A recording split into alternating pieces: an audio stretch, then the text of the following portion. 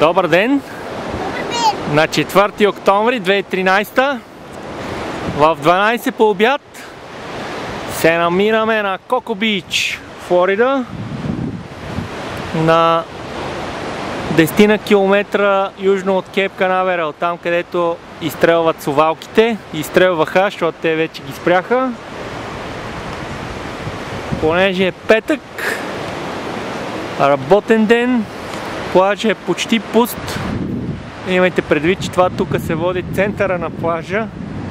Има заведения, има спасители. Тук е очертано от 200 метра, 100-200 метра зона със спасител. Иначе надолу, т.е. нагоре, на юг, на север, нагоре и надолу на юг. Тук там има много малко хора. И бих казал, че плажът е почти пуст и празен.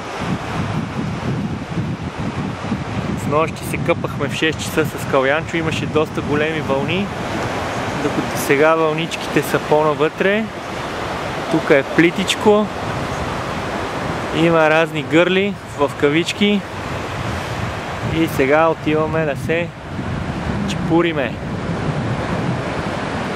Там има някаква малко по-засукана.